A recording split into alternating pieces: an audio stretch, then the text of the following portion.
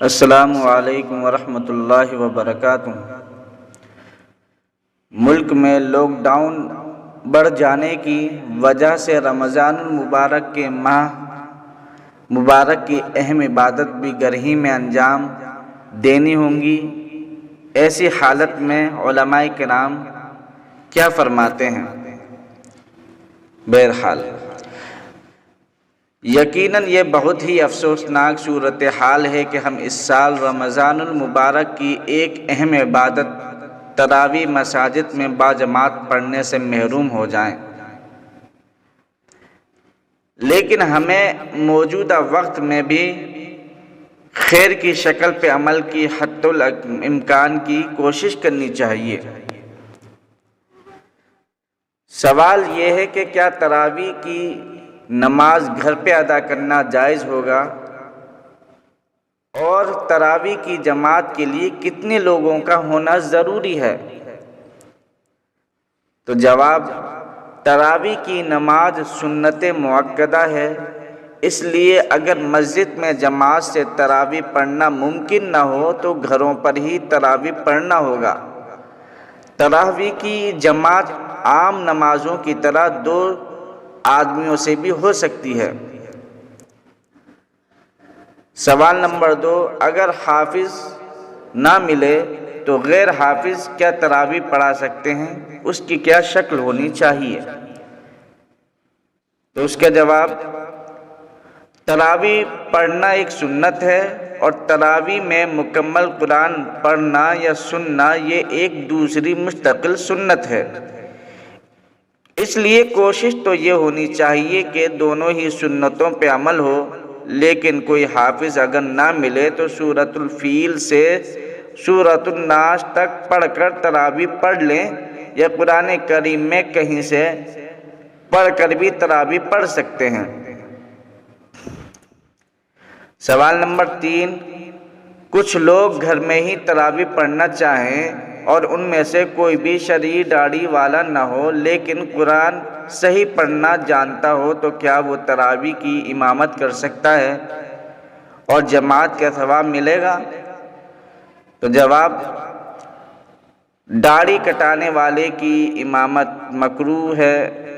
لہٰذا باشرہ شخص کو امام بنائے، لیکن اگر کوئی بھی باشرہ نہیں ہے تو وہ شخص آئندہ داڑھی کی سنت کو زندگی میں لانے کی عہد کرے اور ایک اہم سنت کی عملی مخالفت پر توبہ بھی کرے اور پھر تراویح کی امامت کر لے، نماز ہو جائے گی اور جماعت کا ثواب بھی مل جائے گا انشاءاللہ۔ نمبر 4، کچھ مساجد کے امام حافظ نہیں ہوتے، باہر سے حافظ آتے ہیں تراویح پڑھانے کے لیے، لیکن اس دفعہ یہ ممکن نہیں نظر آ رہا ہے، تو ایسی صورت میں کیا کریں؟ جواب، کوشش ہو کہ مسجد میں کوئی حافظ ہی ختم قرآن کے ساتھ تراویح پڑھائے، تاکہ کم سے کم ہمارے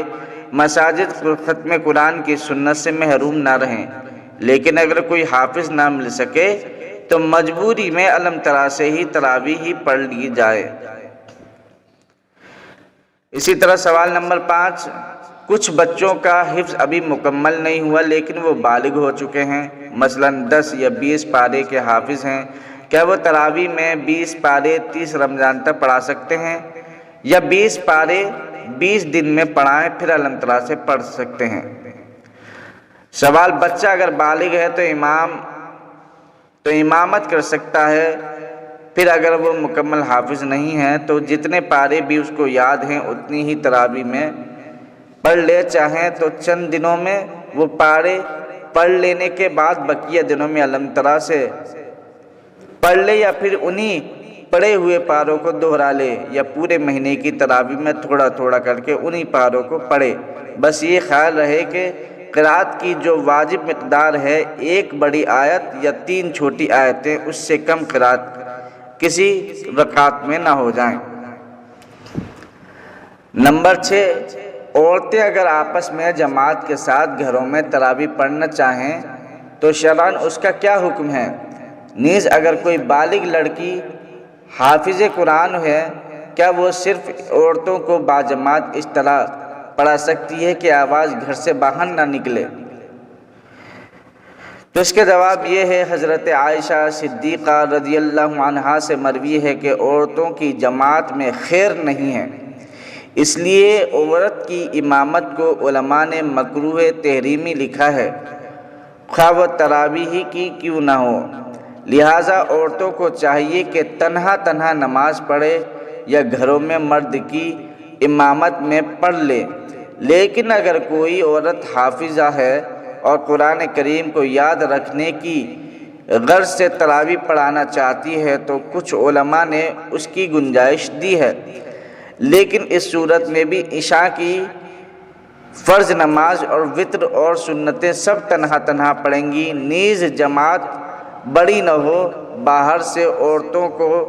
شرکت کے لیے نہ بلایا جائے، نیز امامت کرنے والی عورت آگے کھڑی ہونے کے بجائے بیچ صف میں کھڑی ہوگی۔